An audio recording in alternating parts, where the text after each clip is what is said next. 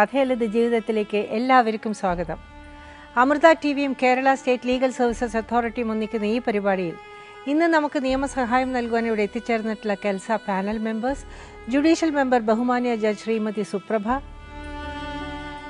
Advocate member Shri Bhuvanendran Nair, സാമൂഹ്യ പ്രവർത്തകൻ ശ്രീ ശിവദാസ്. എല്ലാവർക്കും സ്വാഗതം.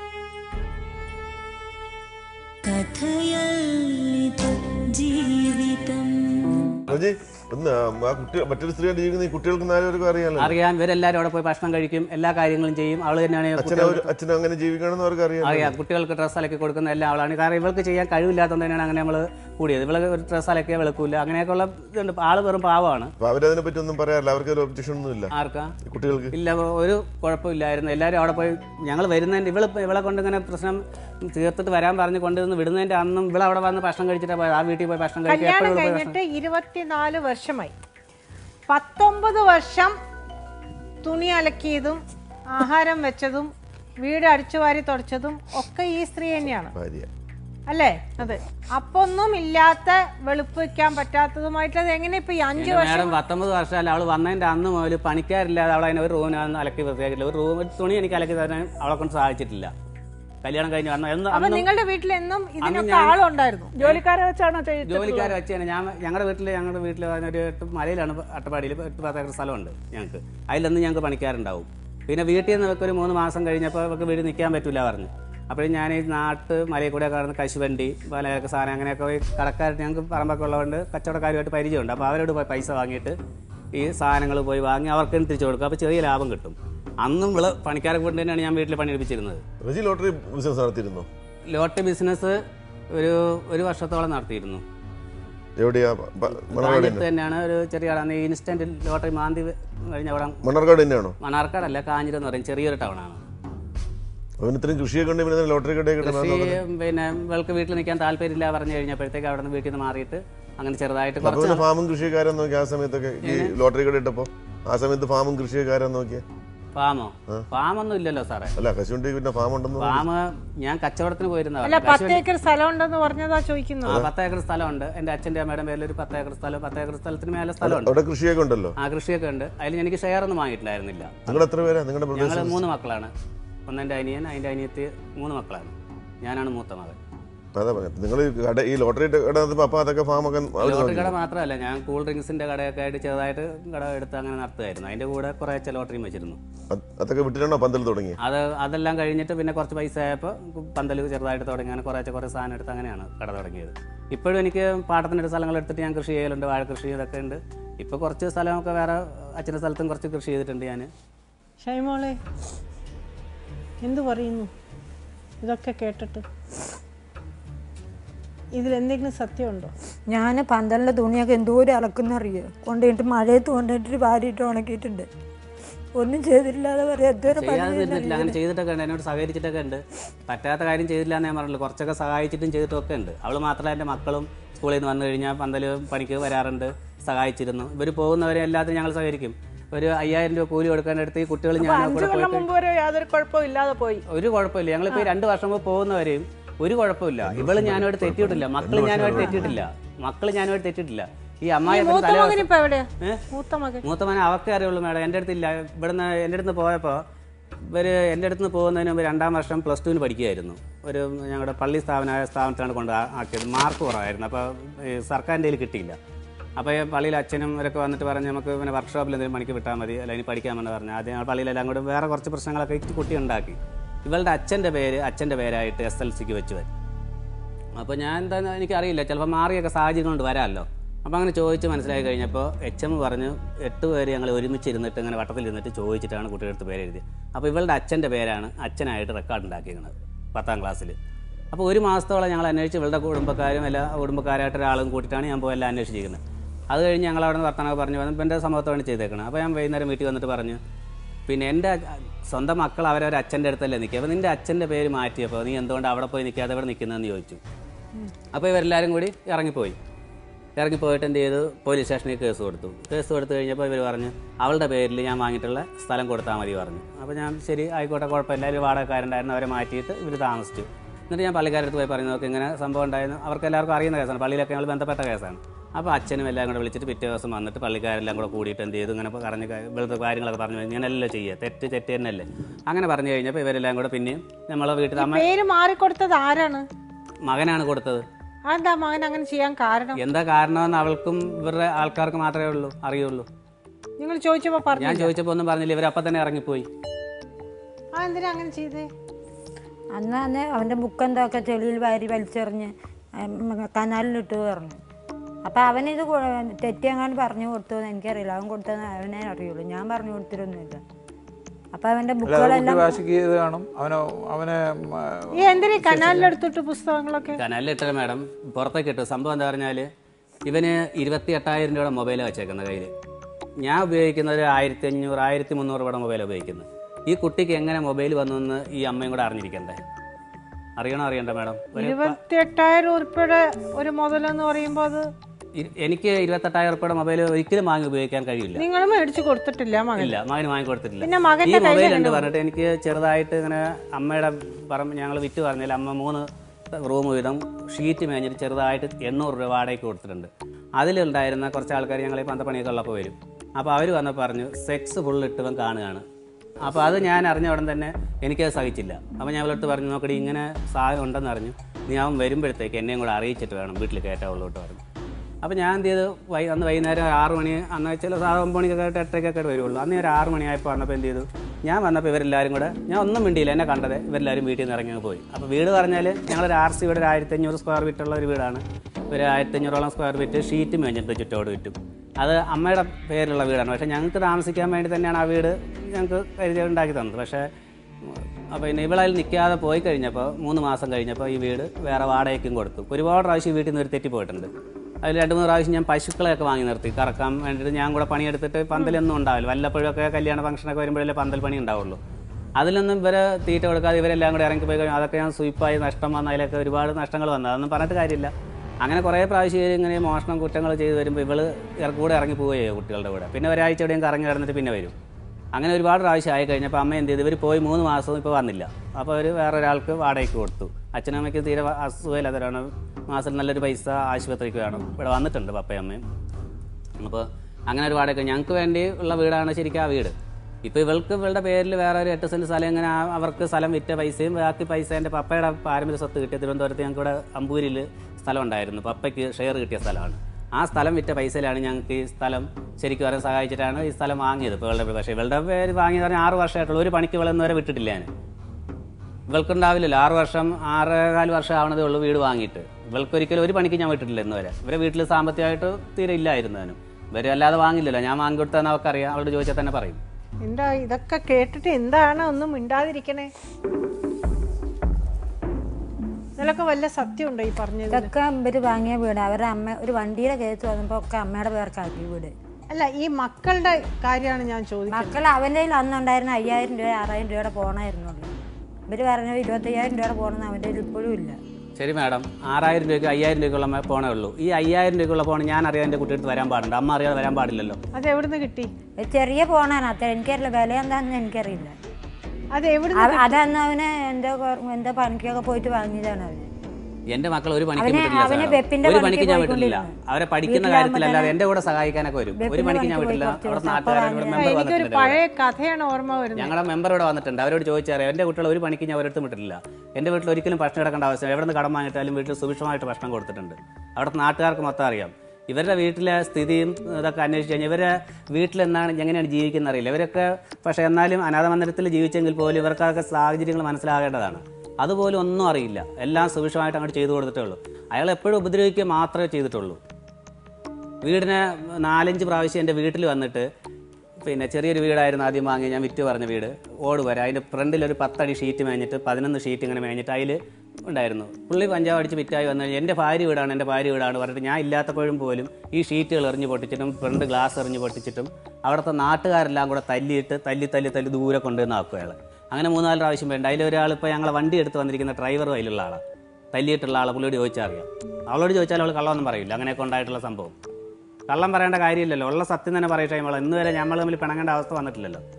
പുള്ളി ചെയ്യിപ്പിച്ച കാര്യത്തിൽ എന്തിനാണ് നമ്മൾ പിണങ്ങുന്ന കാര്യം? ഇപ്പോഴും എനിക്ക് കുട്ടികൾ ഇങ്ങനെ പോകുമ്പോൾ എനിക്ക് എൻ്റെ അടുത്ത് പോയി കഴിഞ്ഞിട്ടാണ് കുട്ടികൾ പഠിക്കാതെ അയക്കുന്നത്.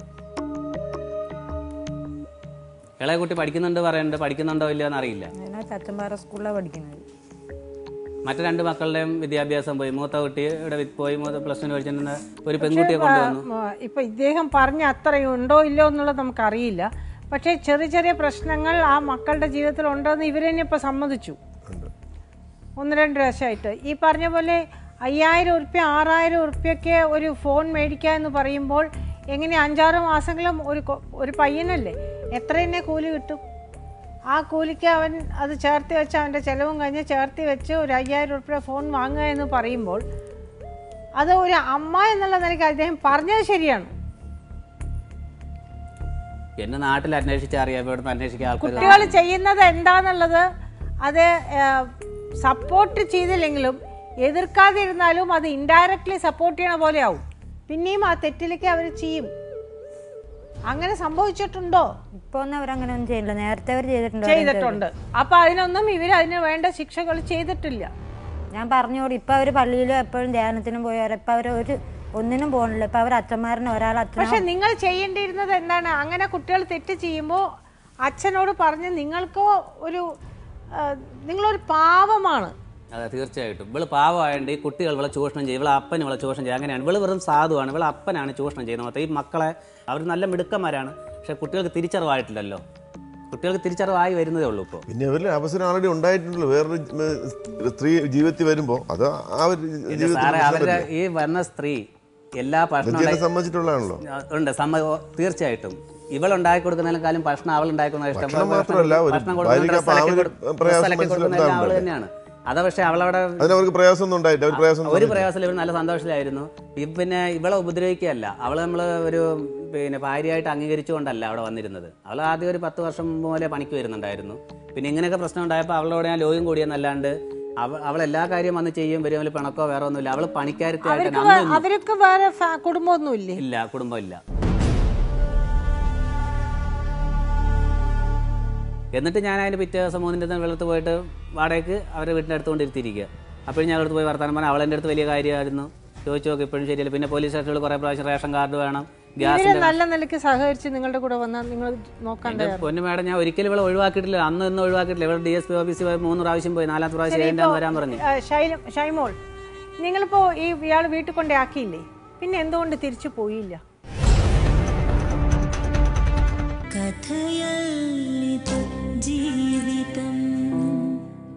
പിന്നെ അവരൊരു വീട്ടമ്മയായിട്ടല്ല, അവർ നമുക്ക് പണിക്ക് വരുന്നത്. ഇന്ന് അവൾ കൂലി കൊടുക്കാതെ പണിയെടുക്കുന്നു, ഇവർക്കറിയാം. അവിടെ വന്നുകൊണ്ടിരിക്കുമ്പോഴും ബസ് ചാർജിന് കൂലി കൊടുക്കും.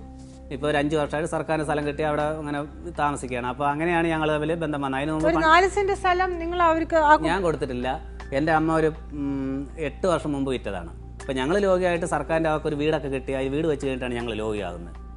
അവിടെയാണ് താമസിക്കുന്നത്. 4 സെന്റ് സ്ഥലത്താണ് അവൾ താമസിക്കുന്നത്. അത് ഇവള് അവരുമായിട്ട് യാതൊരു അലോക്യവും ഇല്ലതാനും. എല്ലാം ഇവൾക്ക് പോയി ഡ്രസ്സ് ഇളക്കി കൊടുക്കുന്നതും വീട് കലക്കി കൊടുക്കുന്നതും എല്ലാം അവൾക്ക് തന്നെ അറിയാം. അവളിപ്പോൾ ഈ വേറെ ആൾക്കാർ പറഞ്ഞിട്ട് കുട്ടികളോട് അതുപോലെ തന്നെ, കുട്ടികൾ എൻ്റെ അടുത്ത് ലോകിയായിരുന്നു എപ്പോഴും വിളിക്കും. ഇപ്പൊ അവള് തന്നെയല്ലേ പറഞ്ഞു ഞാൻ വടി വെച്ച് അടിച്ചിരുന്നു എന്ന് പറഞ്ഞത്. തെറ്റ് ശിക്ഷിക്കാത്ത സ്നേഹം കൊണ്ട് എന്റെ സാറേ കൂട്ടുകാരെ പോലെ, എന്റെ മക്കളെ കൂട്ടുകാരെ പോലെ സാറേ, മക്കളെ പോലെ അല്ലേ വളർത്തി, എന്റെ കൂട്ടുകാരെ പോലെ എല്ലാ കാര്യവും പറയും, എല്ലാത്തിനും കൂടെ കൊണ്ട് നടക്കും. അങ്ങനെ വളർത്തിയിരുന്നത്. ഇപ്പൊ ഈ 2 കൊല്ലം മുമ്പ് നിങ്ങൾ ഈ കേസിന്റെ പ്രശ്നം പറഞ്ഞിട്ട് അവിടെ വീട്ടിൽ കൊണ്ടേ ആക്കിയതിന് ശേഷം പിന്നെ അവർ ഇങ്ങോട്ട് വരാൻ തയ്യാറായി ഇല്ല. കുട്ടികള് അപ്പോഴല്ല പോയത് മാഡം. കുട്ടികൾ ഒരു 6 മാസത്തോളം കഴിഞ്ഞിട്ട് ഇവള് സ്കൂളിൽ പോയി വിളിച്ചിട്ടാണ് അവർ പോയത്. ചെറിയ കുട്ടികൾ പോയത് അങ്ങനെയാണ്. 2 കുട്ടികൾ കുളിക്കാൻ തൊട്ടടുത്ത് കുളമുണ്ട്, ആ കുളത്തിൽ പോയപ്പോൾ അവരങ്ങ് പോയി. പിന്നെ എന്നെ കണ്ടാലും കുട്ടികൾ പിണക്കമൊന്നുമില്ല. പക്ഷെ ഇപ്പോൾ ഇവർ അച്ഛനൊക്കെ ആയിട്ട് പറഞ്ഞ് തിരിച്ച് കൊന്നത്. ഇപ്പോൾ ഞാൻ അവിടെ 2ാമത്തെ 3ാമത്തെ 4ാമത്തെ കുട്ടിയെ കണ്ടപ്പോൾ അവിടെ പഴംപരി ചായ പിടിച്ചപ്പോൾ അടുത്ത് അതിൻ്റെ പകുതി അവന് കൊടുത്തു. അത് കണ്ടിട്ട് പുള്ളി ഇങ്ങനെ വന്നിട്ട് കണ്ണൊക്കെ ചുരുട്ടി അങ്ങോട്ട് എന്താ ബലം കാട്ടുന്നറിയോ? എൻ്റെ കുട്ടിയല്ലേ, എനിക്ക് കൊടുക്കാൻ അധികാരമില്ലേ? എനിക്ക് ഇവിടെ നിന്ന് കിട്ടിയപ്പോൾ ഞാൻ ഒരു പൊട്ട് കൊടുത്തത് എൻ്റെ മക്കൾക്ക് എനിക്ക് കഴിക്കുമ്പോൾ കൊടുക്കണം. അവർക്ക് പഴംപൊരി കിട്ടിയവന് തികഞ്ഞിട്ടില്ല. പെട്ടെന്ന് ഞാൻ കൊടുത്ത അവിടെ വാങ്ങി. അത് പുള്ളി ഇങ്ങോട്ട് വന്ന് അങ്ങനെ അങ്ങോട്ട് ഭീഷണിപ്പെടുത്തി നോക്കി പേടിപ്പിച്ച ഒരു ചുറ്റോട് ഒരു ഇത് കാട്ടിയിട്ടുണ്ട്. അതുപോലെ പിള്ളേരൊക്കെ മിരട്ടി പറഞ്ഞു കൊണ്ടുവന്നിരിക്കുകയാണ്. എൻ്റെ മക്കളെ എനിക്കല്ലേ സാധിച്ച് വളർത്താൻ പറ്റുള്ളൂ. എൻ്റെ മാഡം നന്നായിട്ട് വളർത്തണേ, ഞാൻ എൻ്റെ സിസ്റ്റമല്ലേ ഏറ്റവും കൂടുതൽ വേണ്ടത്. ഷൈമോളെ, ഈ പറഞ്ഞതിൽ സത്യമില്ലേ? എൻ്റെ മുഖത്ത് നോക്കി പറയൂ. നിങ്ങളുടെ ഭർത്താവ് പറഞ്ഞതിൽ പലതും സത്യമല്ലേ? ഉണ്ട്. അതുകൊണ്ടാണ് അവർക്ക് ഉത്തരം പറയാൻ പറ്റാത്തത്.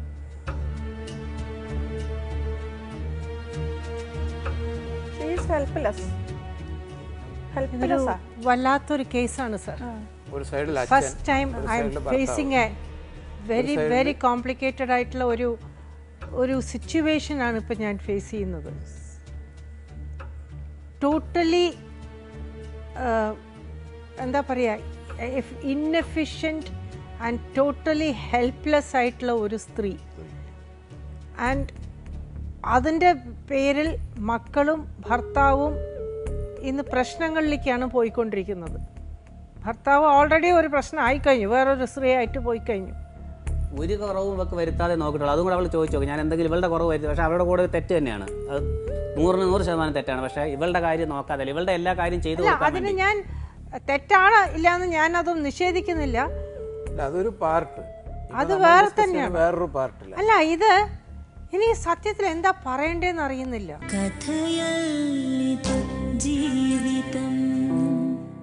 ഇപ്പോഴും ഇവൾ എൻ്റെ കൂടെ വന്നാൽ താഴത്തെ 3 പിള്ളേർ നല്ല ലെവലിലാവും. പക്ഷെ ഇവൾ എൻ്റെ കൂടെ സഹകരിച്ച് നിൽക്കുകയാണെങ്കിൽ ആ കുട്ടികളെ നന്നാക്കായിരുന്നു. പക്ഷെ അതിന് രജി ഒരു കാര്യം മനസ്സിലാക്കണം. നിങ്ങളുടെ ഭാര്യ ഇപ്പം ഞങ്ങൾ കണ്ടെടുത്തോളം അവര് പാവം എന്നുള്ള വാക്ക് നമ്മൾ ഉപയോഗിക്കുന്നത് തന്നെ അത് അതിലും കഷ്ടമായിട്ടുള്ള അവർക്ക് പോലും അറിയാത്ത ചില അവരുടെ അച്ഛന്റെ ഇൻഫ്ലുവൻസ് ആയിരിക്കാം. ഇപ്പൊ ഈ പറഞ്ഞു കേട്ടത് ശരിയാണെങ്കിൽ അവർക്ക് പലതിനും പ്രതികരിക്കാൻ പറ്റുന്നില്ല, അറിയില്ല. ഇപ്പൊ തന്നെ ഈ നിങ്ങൾ ഇതൊക്കെ പറയുമ്പോ വേറൊരു സ്ത്രീ ആയിരുന്നെങ്കിൽ ചിലപ്പം നുണയാണെന്നെങ്കിലും പറഞ്ഞു നിന്നേനെ. അവളുടെ മുമ്പിൽ അവളെ ഒന്നും ഞാൻ പറയുന്നില്ല. അവള് പാവമാണെന്ന് തന്നെ അപ്പോഴിപ്പോഴും ഞാൻ പറയുന്നത്. അവള് പാവം ആയതുകൊണ്ടാണ് ഈ മക്കള്, ചെറിയ മക്കൾ പോലും ഇവളെ ചൂഷണം ചെയ്യുകയാണ്. മക്കൾ തെറ്റ് ചെയ്യുമ്പോൾ അപ്പൻ്റെ അടുത്ത്, എൻ്റെ അമ്മയൊക്കെ അങ്ങനെ ചെയ്തിരുന്നത്. ഇതാ വന്നിട്ട് അവർ ഒരു പ്രാവശ്യം തെറ്റ് ചെയ്ത് കണ്ട് ചിലപ്പോൾ കേട്ടില്ലെന്ന് വിട്ട് കഴിഞ്ഞാൽ അടുത്തൊരു ചെറിയ കുറ്റം ചെയ്യുമ്പോൾ അപ്പൻ്റെ അടുത്താണ് പറയുക, ഇതാ പപ്പ ഇതാ കുറ്റം ചെയ്തേക്കണം, നോക്കൊന്ന് പറയട്ടോ എന്ന് പറയും. എന്ത് കുറ്റം? എൻ്റെ അമ്മ എന്നെ അങ്ങനെ വളർത്തിയത്, ഞങ്ങളെയൊക്കെ വളർത്തിയത് അങ്ങനെ, എൻ്റെ ഓർമ്മ. പക്ഷെ ഇവരുടെ വീട്ടിലെ സാഹചര്യങ്ങൾ കുറച്ച് മാറ്റമുണ്ട്. കാരണം ഇവർ വീട്ടിലല്ല വളർന്നത്, അങ്ങനെയൊക്കെയുള്ള സാഹചര്യങ്ങളൊക്കെ ഉണ്ട്. പക്ഷെ എന്നാലും മക്കള് പറഞ്ഞ ഏറ്റവും ലോകത്തിലെ ഏറ്റവും മുതൽ മക്കളാണ്. എൻ്റെ അനുഭവം അതാണ്. എനിക്ക് എൻ്റെ അപ്പനെ അമ്മയൊക്കെ ഞാനിപ്പോൾ സംരക്ഷിക്കുന്നത്. അപ്പോൾ എൻ്റെ മക്കൾ എന്നെ സംരക്ഷിക്കണം എനിക്ക് നല്ല ആഗ്രഹമുണ്ട്. ഇവളെയും എന്നെക്കാളും സംരക്ഷിക്കേണ്ട ഇവളെയാണ്. അപ്പോൾ എൻ്റെ മക്കളെ നന്നായിട്ട് വളർത്തിയെങ്കിൽ എനിക്കും കിട്ടും, ഇവക്കും കിട്ടും, സമൂഹത്തിന് അവരെ കൊണ്ട് ഉപകാരം ഉണ്ടാവും. പക്ഷെ ഇതിപ്പോ ആർക്കും ഇല്ലാതെ ഉള്ള പക്ഷെ ഇതിൽ ഒരു ഘടകം നിങ്ങൾ മനസ്സിലാക്കണം രജി. എന്തൊക്കെ വന്നാലും ഈ 5 കൊല്ലം മുമ്പ് നിങ്ങൾ ഈ ബന്ധം തുടങ്ങിയപ്പോൾ തന്നെ നിങ്ങളുടെ എവിടെയൊക്കെയോ ഭാര്യയ്ക്ക് അങ്ങനെ പ്രശ്നമുണ്ട്, അത് പറ്റില്ല, അത് ഇൻഎഫിഷ്യൻ്റ് ആണ്, സംഗതിയൊക്കെ ശരി തന്നെയാണ്, നിങ്ങൾക്ക് ഒരു ഇതുണ്ട്. പക്ഷേ നിങ്ങൾ കുടുംബത്തിനെ മറന്നതുകൊണ്ട് നിങ്ങൾ ആ ഒരു ബന്ധം വന്നത് ഈ ഉള്ള സിറ്റുവേഷൻ കൂടുതൽ വഷളാവുകയാണ് ചെയ്യുന്നത്. എനിക്ക് അവളുടെ അടുത്ത് ഒരു ദേഷ്യമില്ല, അന്നൊന്നുമില്ല. പിന്നെ ഇവർ പോലീസ് സ്റ്റേഷനിൽ ഇങ്ങനെയൊക്കെ ഉണ്ടായി, എന്നെ തല്ലി, ഇവർ പോലീസുകാർ കൊണ്ടൊരു തല്ലിയൊക്കെ ചെയ്തു. SIക്ക് എന്നെ പരിചയം ഉണ്ടായിരുന്നു, ഞങ്ങൾ ഒരുപാട് ബന്ധങ്ങൾ. പക്ഷേ അവിടുത്തെ എന്നെ വീട്ടിൽ വന്ന് പിടിച്ചിട്ട് പോയ പോലീസുകാർ തല്ലിയൊക്കെ ചെയ്തു. എന്നിട്ട് ഞാൻ അതിൻ്റെ പിറ്റേ ദിവസം 3 വെള്ളത്ത് പോയിട്ട് വാടകയ്ക്ക് അവരുടെ വീട്ടിൻ്റെ അടുത്ത് കൊണ്ടിരുത്തിയിരിക്കുക. അപ്പോഴും ഞാൻ അടുത്ത് പോയി വർത്താനം പറഞ്ഞാൽ അവളെൻ്റെ അടുത്ത് വലിയ കാര്യമായിരുന്നു, ചോദിച്ചു നോക്കി, ഇപ്പോഴും ശരിയല്ല. പിന്നെ പോലീസ് സ്റ്റേഷനിൽ കുറേ പ്രാവശ്യം റേഷൻ കാർഡ് വേണം, നല്ല നിലയ്ക്ക് സഹകരിച്ച് നിങ്ങളുടെ കൂടെ വന്നാൽ നിങ്ങൾ നോക്കണ്ട. പൊന്നു മേഡം, ഞാൻ ഒരിക്കലും ഇവിടെ ഒഴിവാക്കിയിട്ടില്ല, അന്ന് ഒഴിവാക്കിയിട്ടില്ല. ഇവിടെ DSP ഓഫീസിൽ 3 പ്രാവശ്യം പോയി, 4ാമത്തെ പ്രാവശ്യം ചെയ്യേണ്ടെന്ന് വരാൻ പറഞ്ഞു. ഷൈമോൾ, നിങ്ങളിപ്പോ ഇയാൾ വീട്ടിൽ കൊണ്ടേ ആക്കിയില്ലേ, പിന്നെ എന്തുകൊണ്ട് തിരിച്ചു പോയില്ല? നിങ്ങളുടെ അഭിപ്രായങ്ങളും നിർദ്ദേശങ്ങളും ഞങ്ങളെ എഴുതിയും അറിയിക്കാം. വിലാസം: പ്രൊഡ്യൂസർ, കഥയെഴുതി ജീവിതം, Amrita TV, Idagramam, Karumam PO, Thiruvananthapuram 2. Email: ജീവിതം@amritatv.com.